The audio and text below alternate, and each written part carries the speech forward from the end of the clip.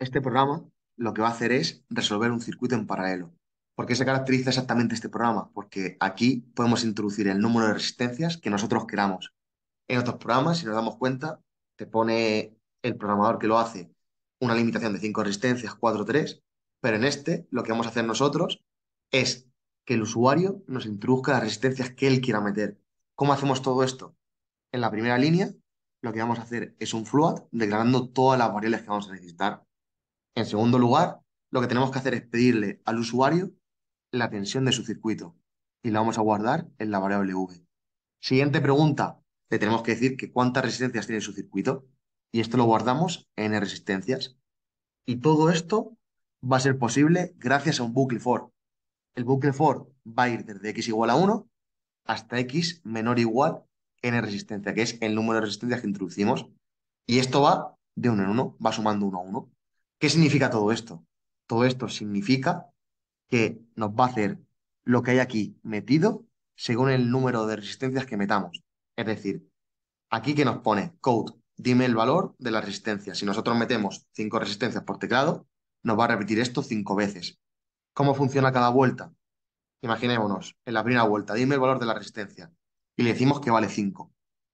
Esto lo guarda en resistencia. Siguiente operación, resistencia in. ¿Esto qué significa? Que le está haciendo la inversa. Porque nosotros en una paralela, para calcular la resistencia total, lo que tenemos que hacer es una inversa. Y luego lo que hacemos es guardar la suma de todas estas inversas. Entonces, una vez que guardamos la suma de todas las inversas, la resistencia total sería igual a 1 entre toda esta suma, que es despejando la ecuación. Y esto va a ir haciéndolo resistencia a resistencia todo. Una vez que hacemos todo esto, el siguiente paso es calcular la corriente. La corriente es muy sencillita de calcular. Es la tensión entre la resistencia total. Y con esto, ¿qué vamos a hacer? Un code.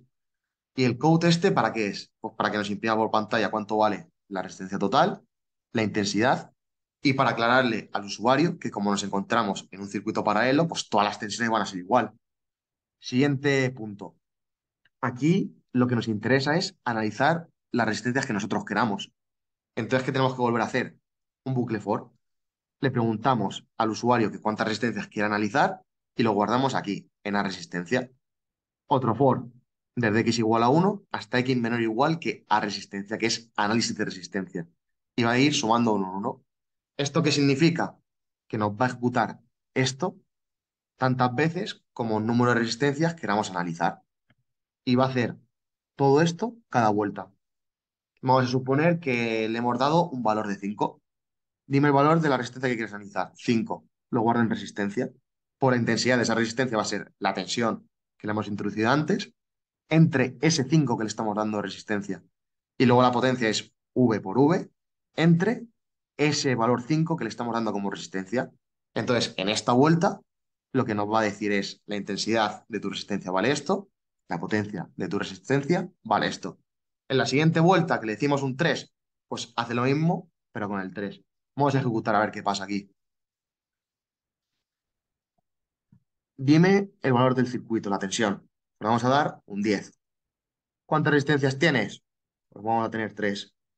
Valor de la primera resistencia, 2. La siguiente, 1. La siguiente, 3. ¿Vale? La resistencia total es 0,54. La corriente total es 18,33. Y nos pregunta, dime cuántas resistencias quieres analizar. Pues quiero analizar las 3. La que vale 2, la que vale 1 y la que vale 3. Si aquí la intensidad es 18,33, ¿cómo comprobamos que esto está bien? Pues nos vamos aquí a la intensidad de cada resistencia y 5 más 10 más 3,33 es 18,33. ¿Cómo comprobamos que la potencia está bien? Pues la potencia es V por I. V es 10 y es 18,33.